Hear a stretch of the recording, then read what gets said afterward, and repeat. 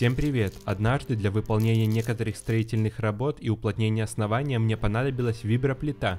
Покупать заводскую дорого и нецелесообразно, а брать в аренду в моем случае было крайне невыгодно, потому как делать это пришлось бы много раз. Взвесив все за и против, было решено сделать самодельную, благо основная часть материалов у меня была. Для вала вибратора возьму стальной кругляк диаметром 30 мм. Кстати, правильное название узла, который генерирует вибрацию, не вибратор, а центробежный возбудитель колебаний, но ради сокращения назовем его вибратор.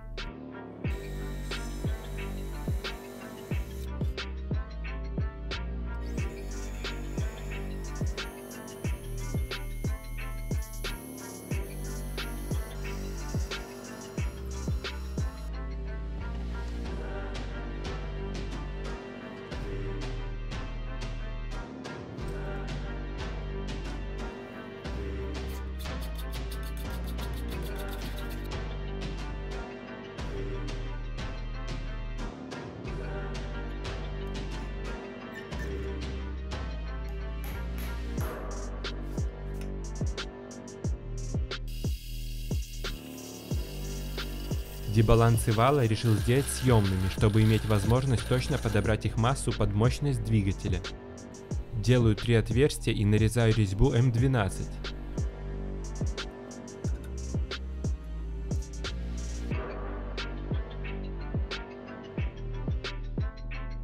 Сердцем трамбовки будет двигатель на 2,2 кВт 1500 оборотов в минуту. Отдельное большое спасибо хочу сказать Никите за предоставленный двигатель.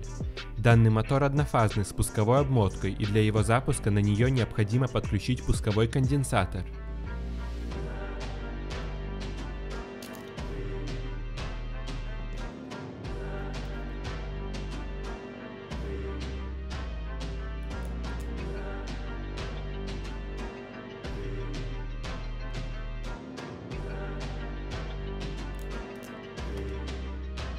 Шкив, который изначально стоял на двигателе, имел недостаточно большой диаметр, и его я заменил на более крупный, который чисто случайно оказался у меня в наличии.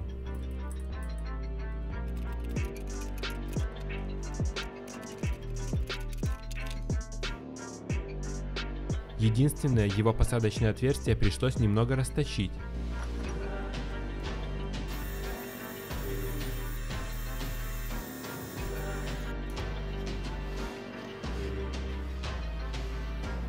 Посадку сделал в небольшой натяг, фиксация от проворота на валу с помощью винта. Подошву виброплиты сделаю из фольги толщиной 6 мм, сложенной вдвое.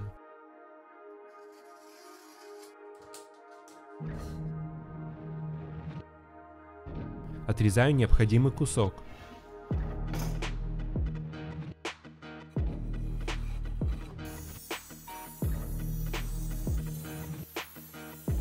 Чтобы согнуть толстый металл, делаю надрез. Загиб сделал под углом 45 градусов. Кстати, кому нужно, ссылку на такой электронный угломер оставлю в описании.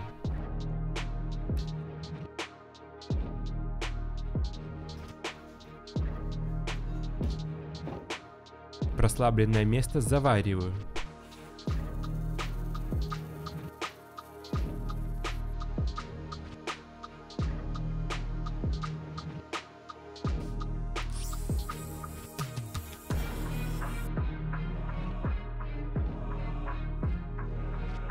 Аналогичным образом делаю загиб с другой стороны.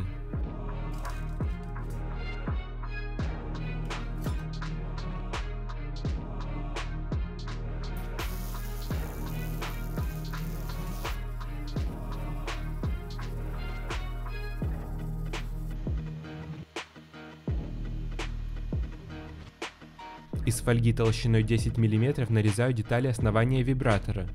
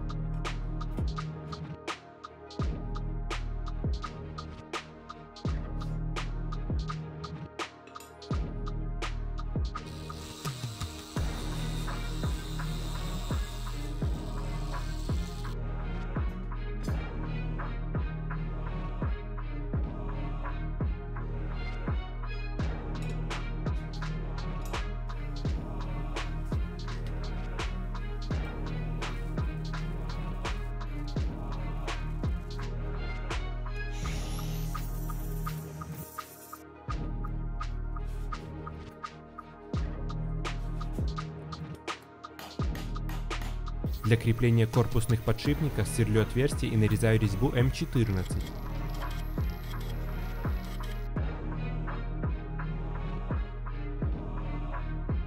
Изучая тему самодельных виброплит на ютубе, честно говоря, был шокирован бесстрашием или скорее тупостью некоторых авторов, где в качестве вибратора к валу с помощью сварки присирается здоровенный кусок металла. Все это дело вращается на диких оборотах и при этом не имеет защитного кожуха. Любой адекватный человек не рискнет подходить к такой шайтан-машине даже в бронежилете и каске, а вот авторы этих видео весело расхаживают рядом в шлепках и майке. В случае отрыва такого дебаланса, а это лишь вопрос времени, его кинетическая энергия будет сравнима с осколком от снаряда. Каким последствиям это может привести, догадаться несложно. Все эти разговоры я веду к тому, что если вы и делаете какие-то самодельные устройства, то никогда не стоит забывать о безопасности, своей и окружающих. В моем случае защитный кожух будет сделан из металла толщиной 6 мм. Думаю, так будет достаточно надежно. Отверстия больших диаметров удобно делать с помощью биметаллических коронок.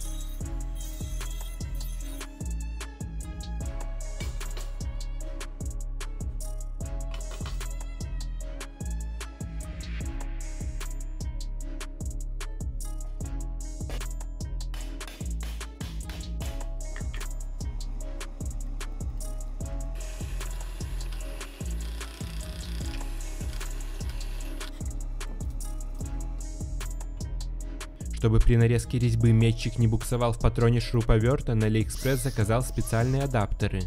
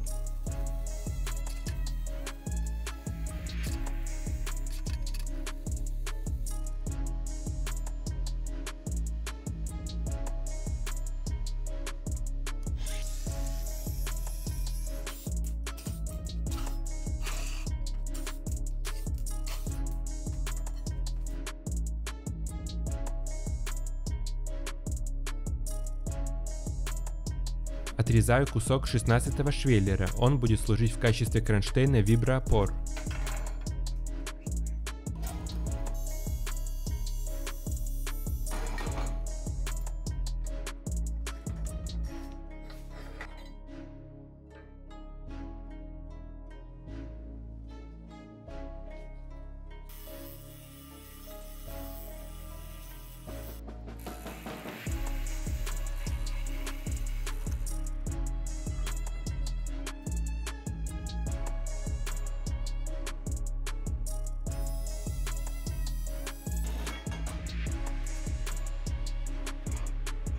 Из остатков 75-го уголка, который остался после изготовления самодельных тисков и металла толщиной 6 мм, сделаю платформу под двигатель.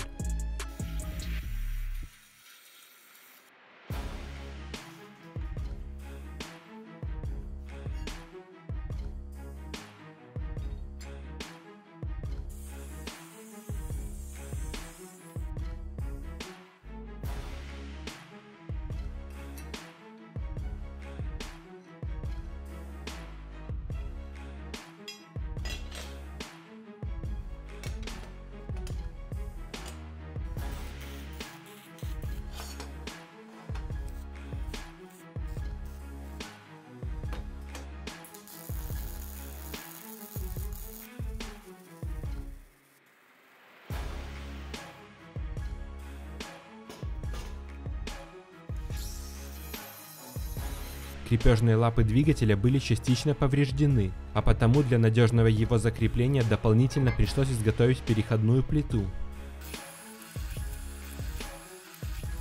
Делаю углубления с помощью цыковки, купленной на AliExpress. Кому нужно, ссылку на них оставлю все там же в описании.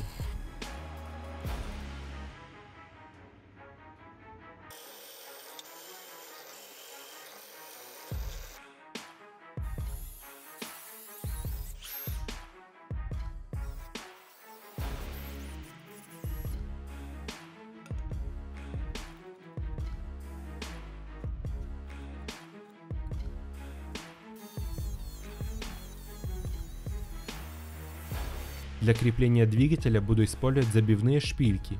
Такие используются в автомобильной промышленности.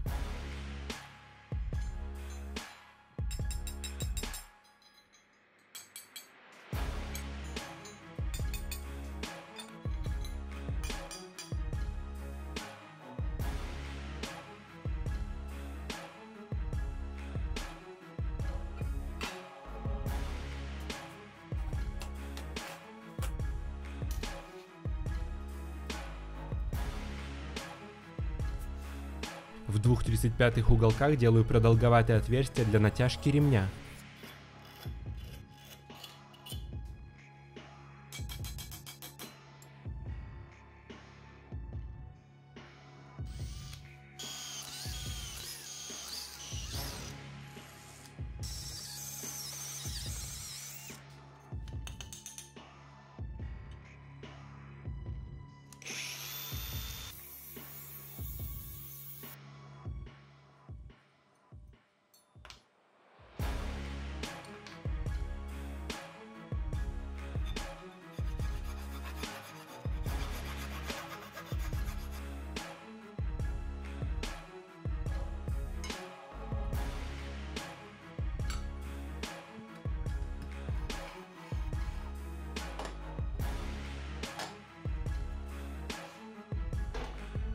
Свариваю вместе детали моторамы. Для виброразвязки ручки буду использовать старые, но целые сайлентблоки от амортизаторов.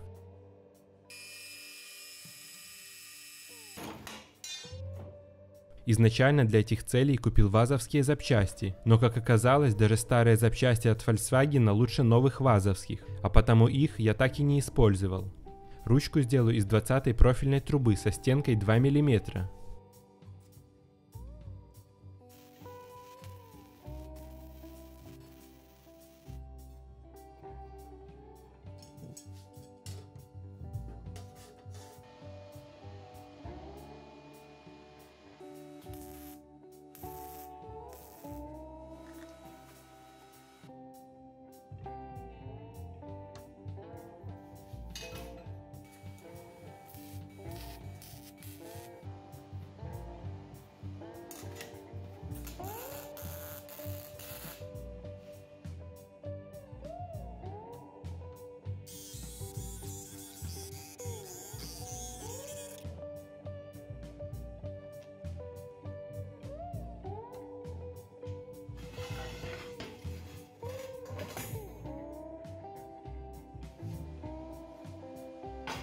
Для фиксации корпуса вибратора от смещения во время сварки фиксирую его с помощью гравитационной струбцины массой 70 кг.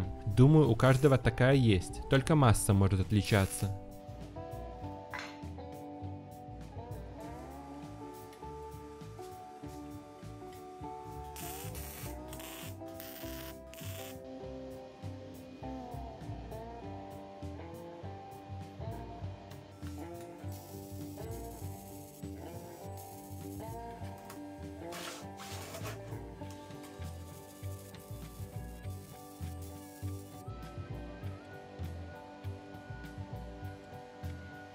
Подшипники для вибратора буду использовать корпусные UCP 305 с отверстием 25 мм. В идеале, конечно, вибровал лучше устанавливать на роликовые подшипники. Они способны выдерживать более серьезные нагрузки.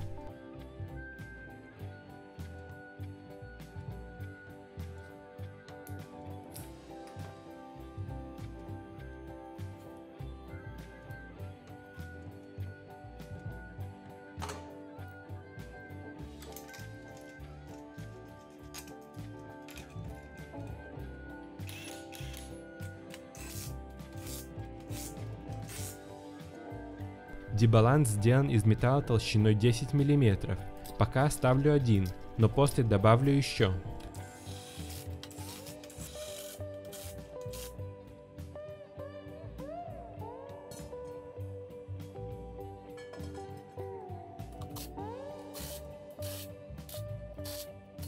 Для виброразвязки двигателя от плиты буду использовать подушки двигателя Нивы.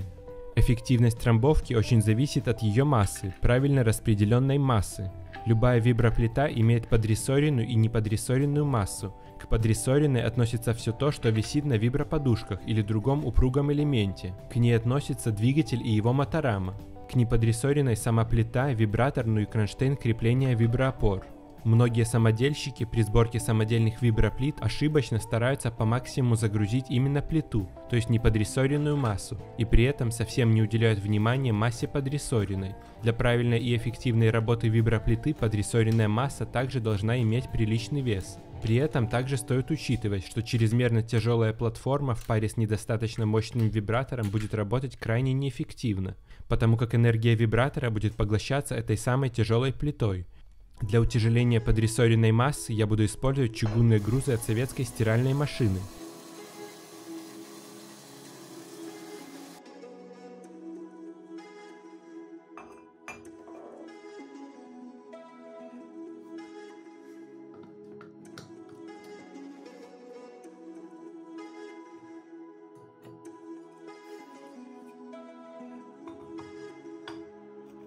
Закрепляю их на 6 болтов М12.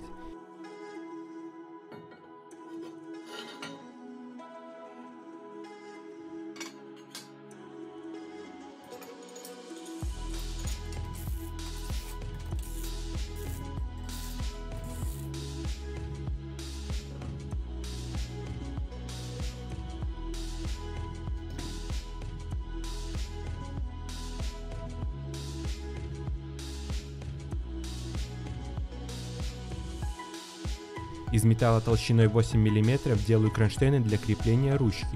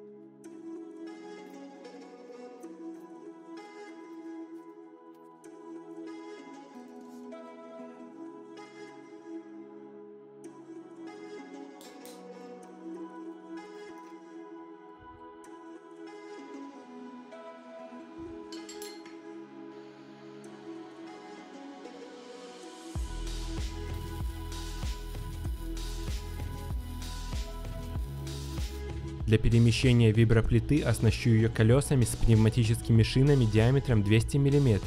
Когда-то давно покупал их на AliExpress для того, чтобы собрать электромаунтинг-борд, но руки до его сборки так и не дошли. Если эта тема вам интересна, то напишите об этом в комментариях, и быть может его я все-таки соберу. Если получится найти, то ссылку на эти колеса я оставлю в описании.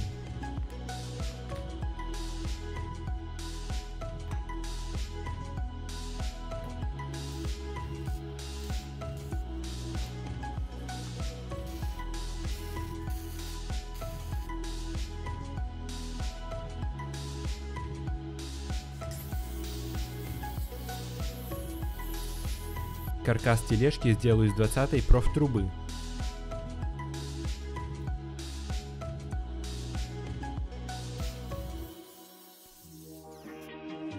Нарезаю и сгибаю под необходимым углом.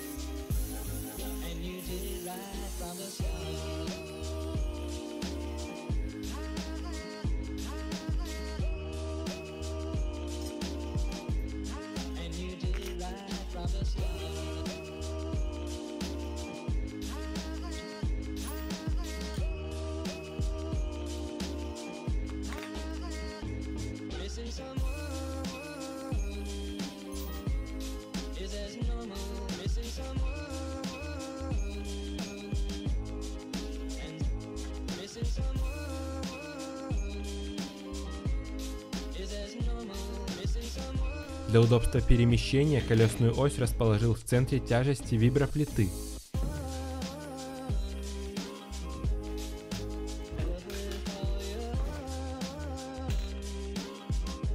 Из кусочка металла сделал фиксатор колес в поднятом положении.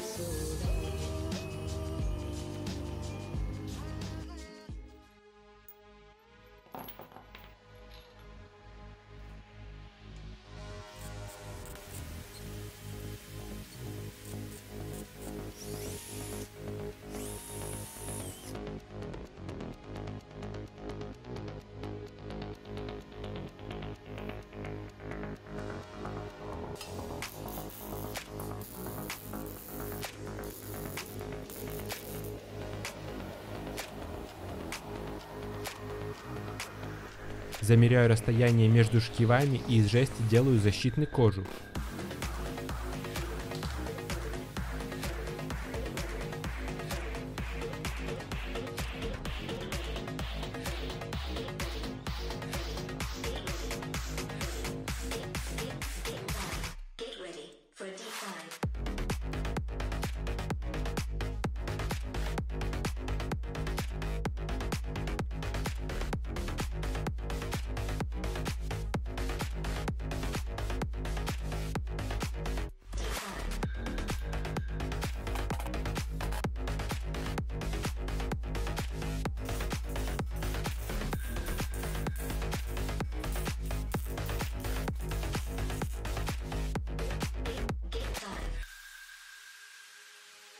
Для надежности сделал 3 точки крепления.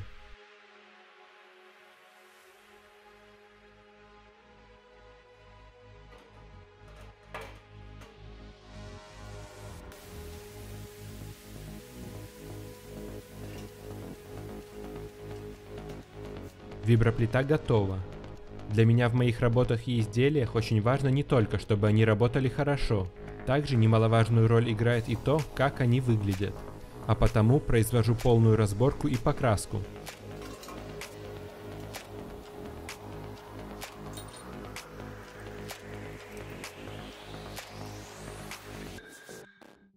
Двигатель был полностью разобран, отпескоструен и покрашен.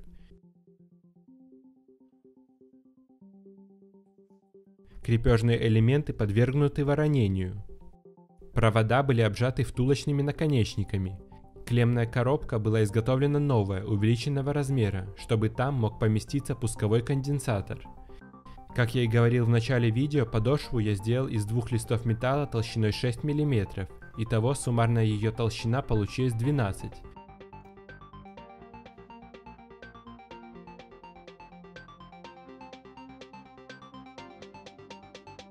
Детали грунтую, а после крашу.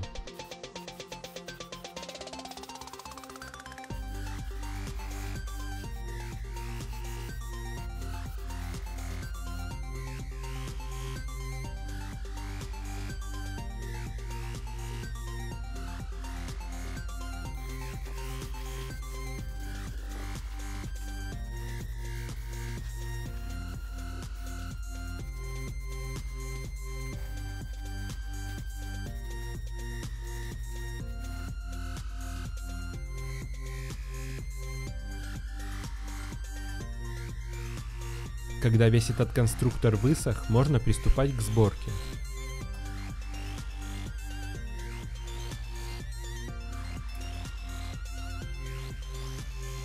Устанавливаю виброподушки. Все резьбы промазываю резьбовым фиксатором. Важный момент касаемо подушек двигателя. Их резина должна быть мягкой и при нажатии пальцем должна продавливаться. Если это не так, то от покупки таких подушек лучше воздержаться. Плита с такими подушками работать не будет, при этом будет идти ужасная вибрация на мотораму с двигателем и ручку.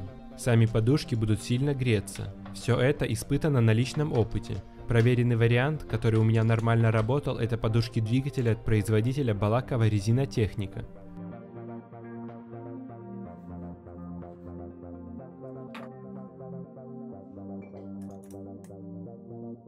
Масса дополнительных грузов получилась 16 килограмм.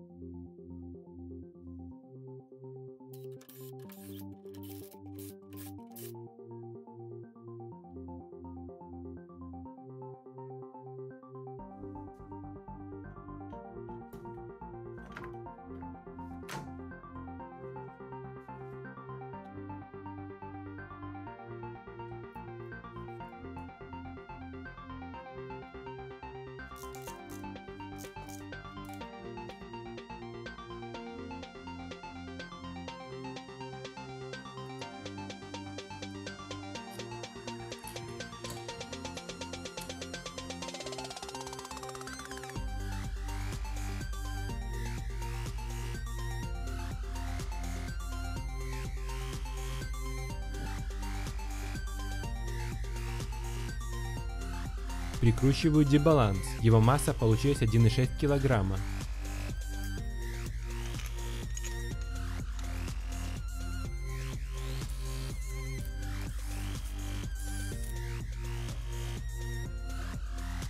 Ведомый шкив самодельный, его я выточил из той заготовки, которую мы отливали в видео про печь для плавки алюминия.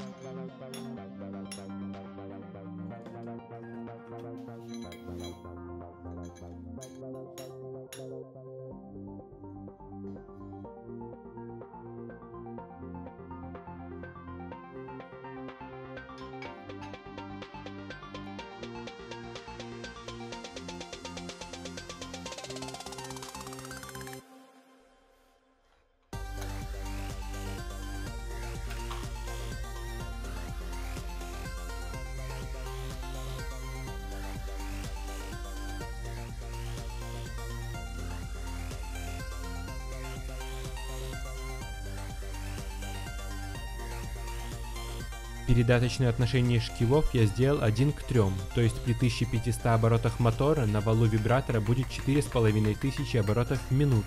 При этом частота вибрации будет 75 Гц. По моим подсчетам сила удара получается 15 кН или 1,5 тонны. Устанавливаю двигатель в нужное положение и затягиваю фиксирующие болты. Для снятия и установки ремня совсем не обязательно каждый раз их откручивать, потому как виброподушки благодаря своей упругости позволяют это сделать и так.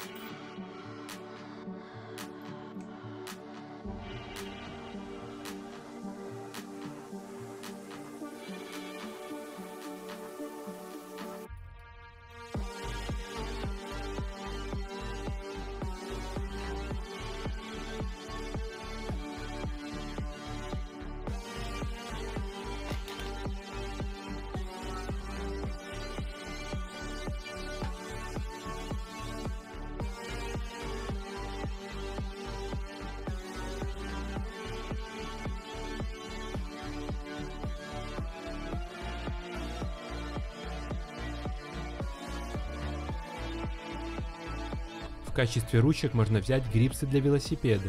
Я же буду использовать вспененную теплоизоляцию для труб.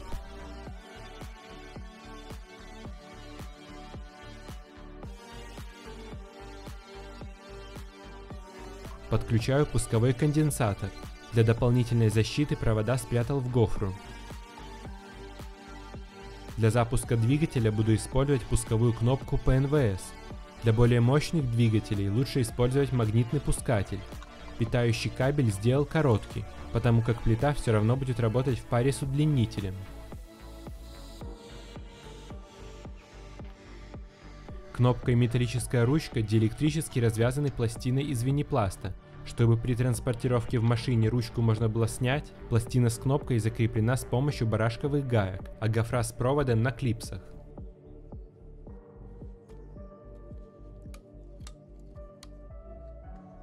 Для защиты конденсатора и проводов от тряски и переламывания их нужно обездвижить. Сделаю это с помощью поролона. Решение, конечно, странное, но главное рабочее.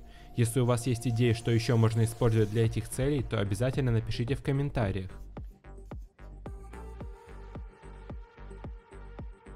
Виброплита полностью собрана и готова к работе.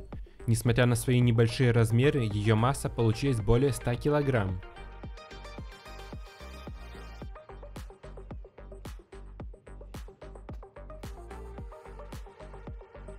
Для перемещения плиты по плотным основаниям колес диаметром 200 мм хватает, но для мягких оснований, чтобы плита не проваливалась в грунт, колеса лучше брать большего диаметра.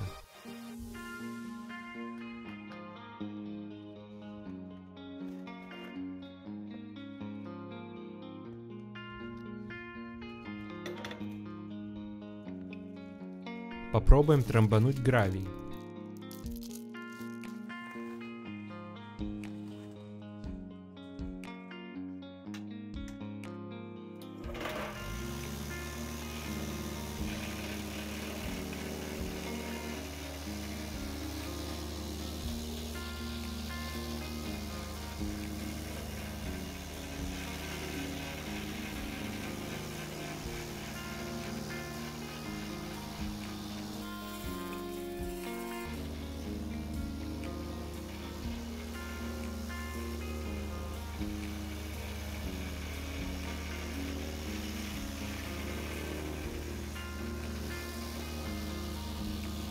После пуска виброплита движется сама, ее остается лишь направлять. Благодаря двойной виброразвязке на ручку вибрация не передается. А вот как выглядит уплотнение гравия в замедленной съемке.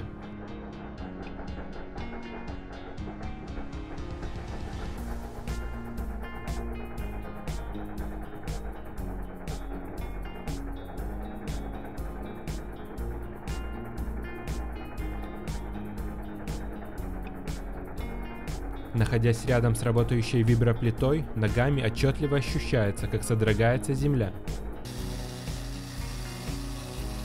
Единственное неудобство электрической трамбовки – это питающий кабель, за которым нужно следить и убирать с пути. При работе подшипники вибратора нагреваются, но для виброплит это совершенно нормальное явление.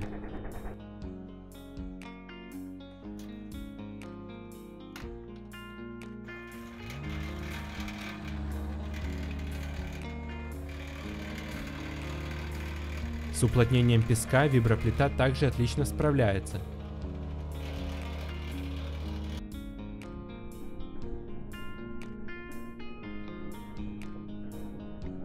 Лупит плита от души, да так, что сотрясается камера, установленная на штативе в нескольких метрах в стороне.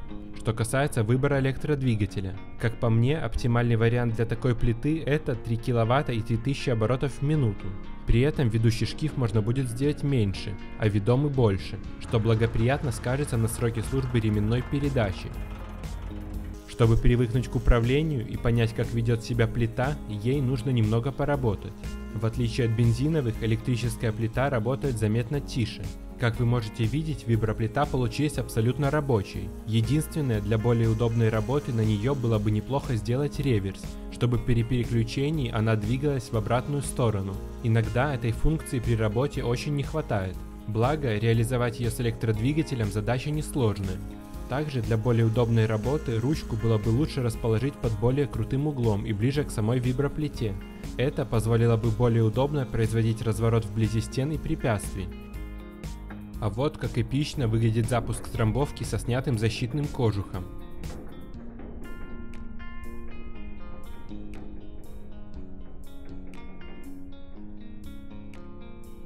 Если у вас есть идеи по доработке данной виброплиты, то обязательно пишите их в комментариях. На этом данное видео я буду заканчивать. Если оно было вам полезно, то обязательно ставьте лайк и подписывайтесь на канал. Все ссылки на используемые инструменты и детали будут в описании. А пока, всем удачи и добра!